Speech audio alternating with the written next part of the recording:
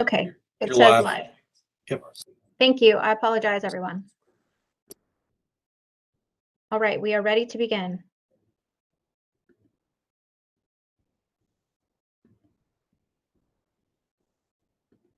Okay, we are live. Okay.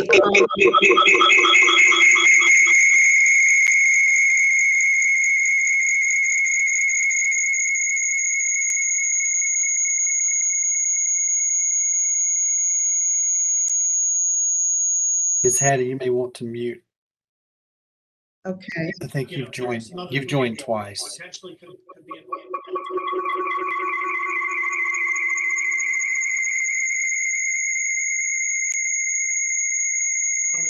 Should I get off? Let me exit.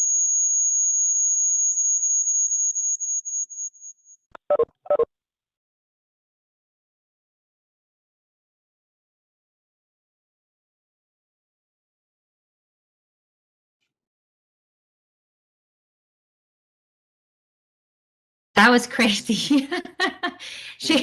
I could tell she got on twice, and that was echoing. That's weird.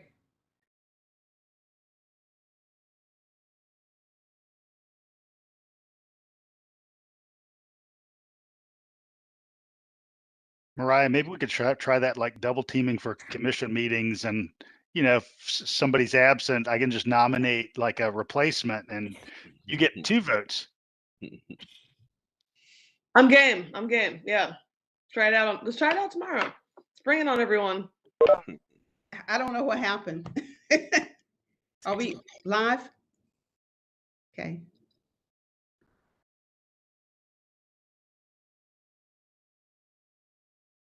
Muted, Miss Hattie. Okay. You ready, Miss Hattie?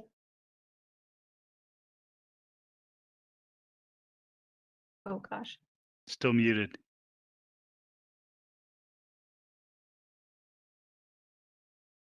Can you hear me now? Yes. Okay. Okay. Thank you, everybody, for joining us for the Justice and Memory Team meeting tonight. We are here talking about Lenontown and avenues to atonement. We've been meeting since September of 2020. So we're going to go ahead and get started, but we always start with the moment of silence. So now we will go into a moment of silence for the descendants that are deceased from Lenontown.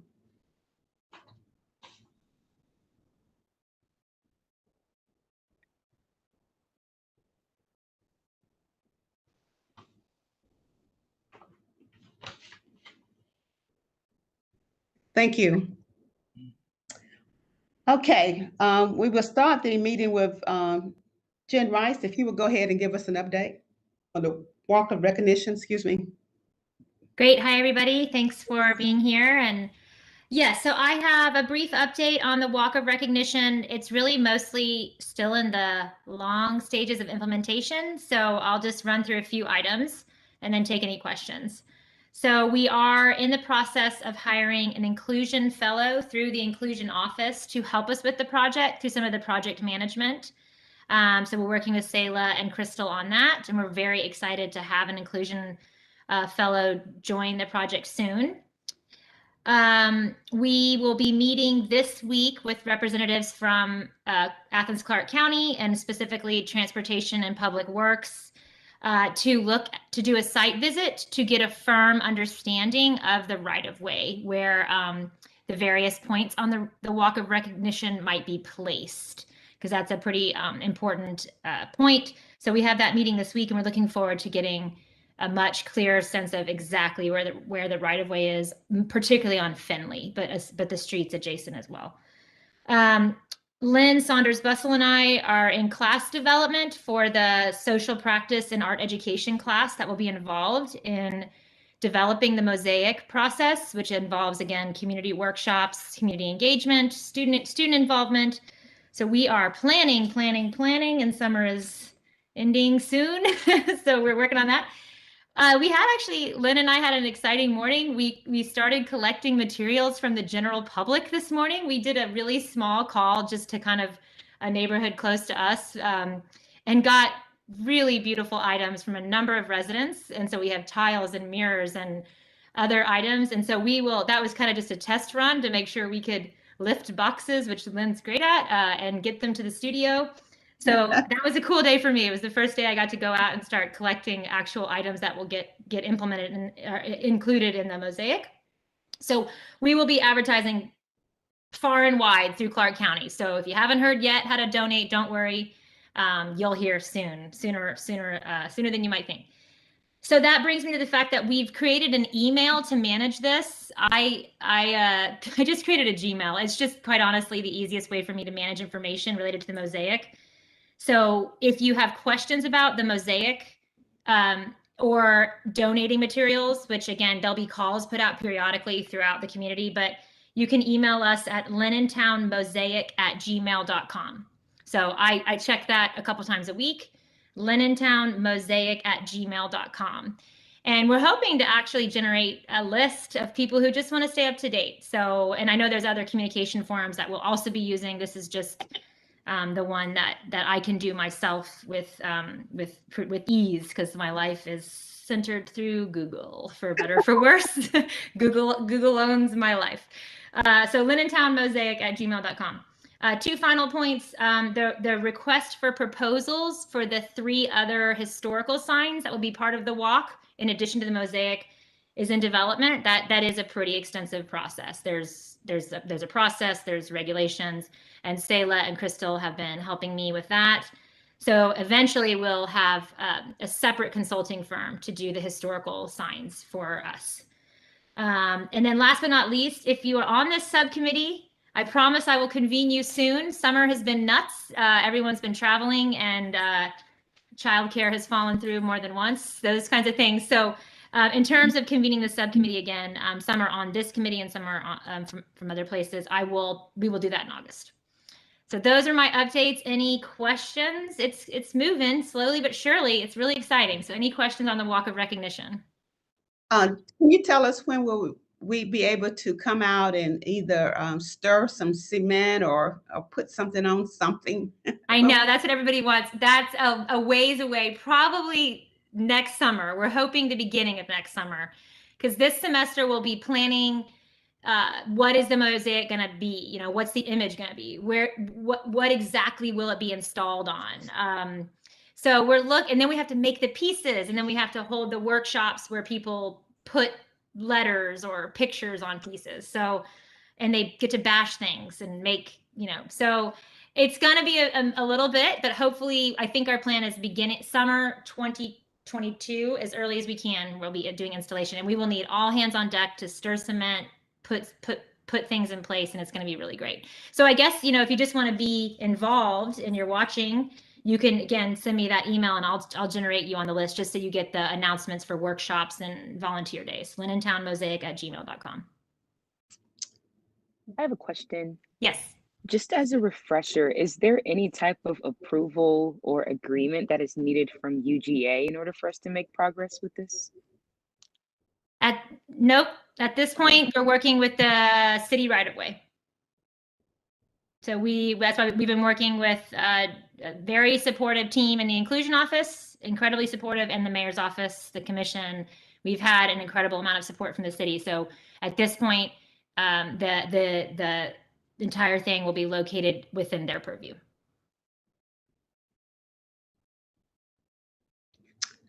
Well, there are no more questions. I want to say thank you for your hard work and your whole team and all involved. Okay.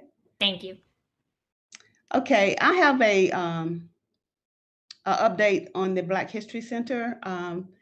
What the Justice and Memory team has asked for is the first floor in the Costa building to start for a Black History Center.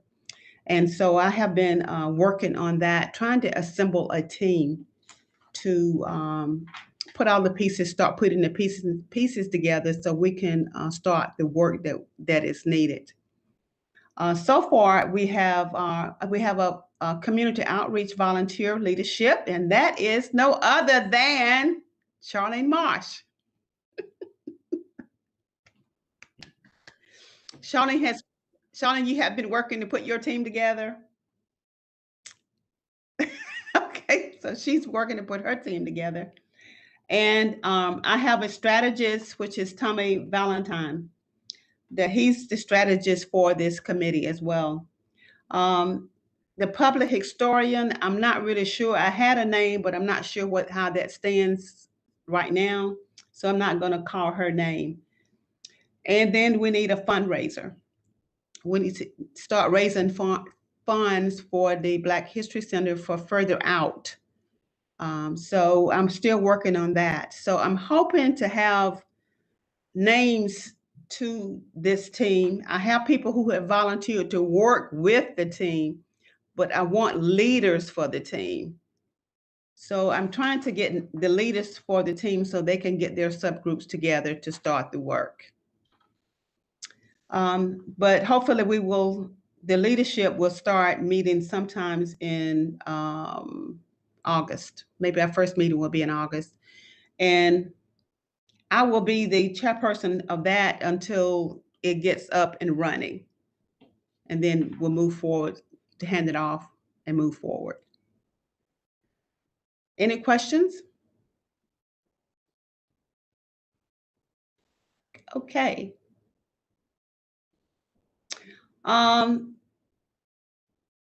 We had talked about, and Mary, you could help me with this. We had talked about, one of the descriptions that we had turned in and did not get approval was to help with homeownership for individuals who wanted to start with homeownership and didn't have enough money for down payments to start home ownership. This is what really takes a long time for families or individuals to lead to home ownership, is getting the down payment. And we were not able to do that because of the Georgia gratuity clause. So hopefully we can resubmit that. This team can resubmit it at some point in time, depending on if we are able to get any money that is being directed here from Ms. Hattie, do you mind if I talk a little bit about that? Take it, Mayor. Well, I've been looking at the model that was used in Evanston, Illinois. And of course, Evanston has a cannabis tax that they've used for their down payment and kind of home repair assistance program for documented African-American members of the community who were there kind of up until, I think, 1970 was the cutoff that they used, or descendants of those folks. And so what I've asked the attorney's office is whether we'd be able to use some American Rescue Plan Act dollars kind of in a similar way, given that they're not local and state dollars and don't come under the purview of the state constitution, but have a separate set of federal requirements.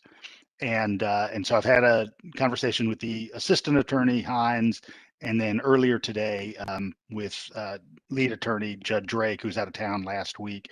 So we should be getting some guidance there, and I would look for any feedback from this group to see if they'd be interested in pursuing this further.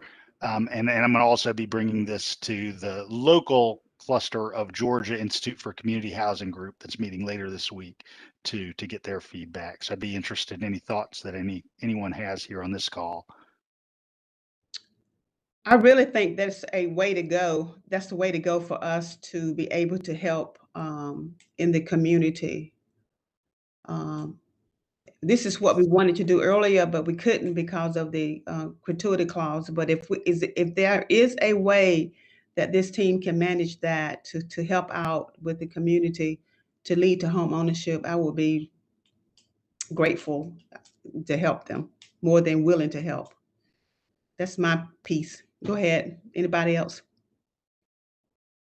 I would just add, yes, absolutely. This is a really good idea, and there's a clear connection. I mean, stable home ownership is needed to to handle crises like a pandemic, among a whole host of others that we encounter all the time. So, to me, there's a clear connection, a clear rationale. If this committee can help support whatever's needed, I think moving, while the gratuities clause is obviously problematic in terms of the fact that we can't we can't do what we want to do without these other funds. I strongly support that and really appreciate you thinking about that, Mayor Gertz, as a possible way forward. And again, clear connection. Stable housing is absolutely necessary for the health and safety of families. So Anyone else? So we are willing to work on this, right, as a team? Okay. Thumbs up, everybody?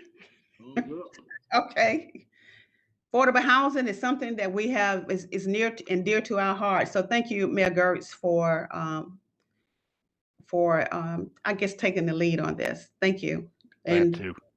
let us know what we need to do, what we need to write, what we need to send in, or who we need to call. We will be looking for you to direct our paths. Definitely will. The commission's next conversation about ARP funds is going to be the second Tuesday in August. So just in terms Okay. of the process that's naturally unfolding there, that's when we'll have our next discussion. Okay, the second Tuesday in August. Mhm. Okay. Okay, this will be a big plus, and going forward, whatever comes out of this meeting and whatever things that we are able to put together and help the community, we really need to put some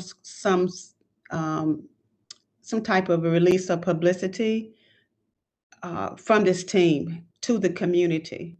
We have not done that, but we need to let the community know what we're doing and what we have accomplished. We need to keep that in front of us as we move forward.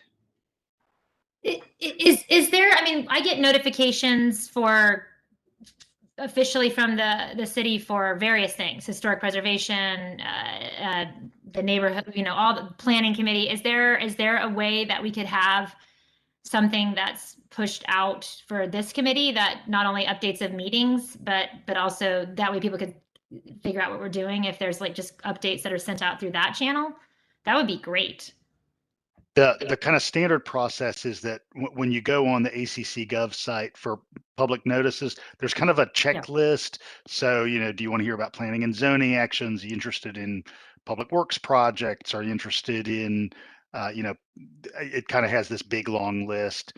And I can check with public information to find out, how to kind of basically get us added to that list. Does the inclusion office already have one of those? You mean like a newsletter? Like But not essentially a one of these subscription to a newsletter? No, we do not.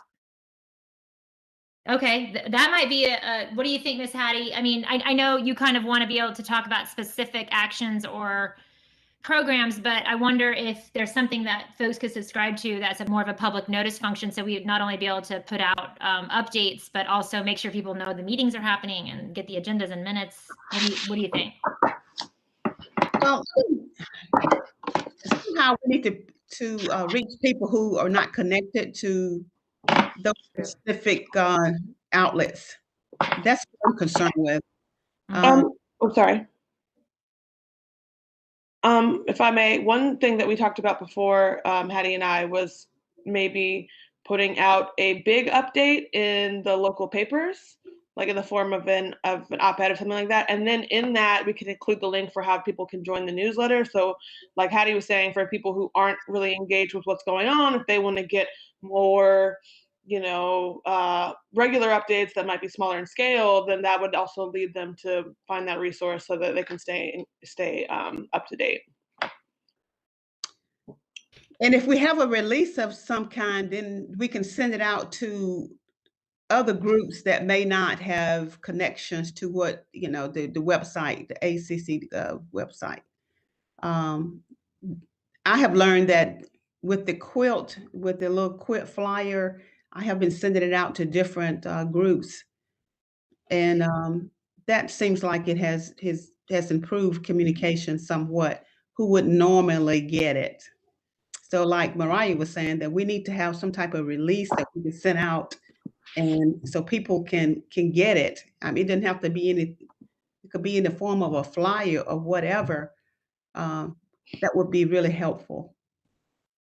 And I just want to really support this as being however we need to prioritize this. And I'm sure we'll need staff help at the city, because anytime, like even the very small kind of tester feeling for materials from the mosaic that we sent out, everybody was like, what is this? I want to know more. And we have nowhere to direct people. So I whatever needs to be done on the part of this committee with the help of the city to get A, the information out, and then B, get people in a regular contact, or really I think should become a priority, especially as things are now really getting implemented and moving, relatively quickly in terms of we're going to see some new projects and places and things soon. So whatever we need to do would be great to get that going. And Charlene had volunteered to work on something to send out. We missed the opportunity about the increase for the Athens-Clarke County employees. I thought that was so key, and people were so happy about that. But for whomever was working on it, I know we were working on it, and maybe some other organizations was working on it, but still, we need to put it out there and be proud of what we have accomplished or help accomplished. Why do you think that the opportunity was missed to talk about that? I think it was talked about on the as far as the paper just caught it and grabbed it, but it didn't come from us and saying that we helped get this approved, because it helped families with the wage increase. I mean, that helped quality of lives. I mean, I still think that's something that if we were putting out a broad update Yeah. on just like what the committee's been up to, since we haven't really issued anything since we got started in our work. So I mean, I think that's a perfectly fine thing to still detail, even if it's not as like what's the word for it, like fresh in the news cycle, I guess you could say. News. Well, we can put like a summary out of update of what we're doing thus far. So, Sure. and we can put it in like a flyer form. If Charlene, you want to take that and bring it back to us.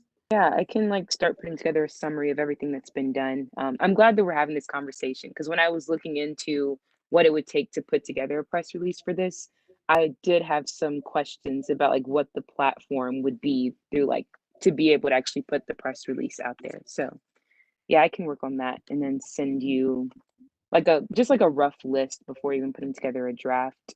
Yeah. Is that okay with everybody? Okay. Moving on. The activities around the Leonardtown quilt. We had a wonderful session at the I don't know what building it was, but it was at the building on campus where we worked on the quilt, and it was wonderful. We had a great turnout, and I had my grandkids there, and it was really educational and fun. So the quilt squares are being worked on, and they also is going to be worked on again this coming Saturday. Oh, I did get us a quilt. I got it to a quilt square and got it to Shayla, because I think it's important that the Justice and Memory team have a square in that quilt, because it's so important. So she has it, and we just transferred the picture that we had taken on the City Hall steps and put it in a square. So, but it's going to be time stamped, because all of us got on our mask. So years from now, people say, "What is that?" What was that? It's a lovely photo. Would you like me to show it? Yes, you want to Okay.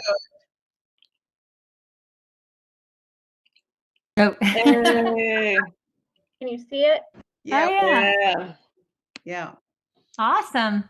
So that will be the square, and I wanted to, Shayla, I told her, ask her to put the Justice and Memory team and whatever we want to put on in our names, but that needs to be in the quilt square, because we don't know if that quilt may end up in the History Center. We don't know. And shout out to those students, because this is student-led, student-driven. I mean, this is their class, their project. They've really taken this. I'm going to be able to attend the one on Saturday, which I wasn't able to attend last week, and I'm excited to see how they're getting us to do this work. So yeah, those students have been amazing. The students have been amazing. I really enjoyed it. My grandkids enjoyed it. So if you get a chance, support it. But I've sent out as much as information I can through different groups in the community. Yeah, it's 10 a.m. Saturday at the Lamar Dodd School. I can't remember the room number off the top of my head, but I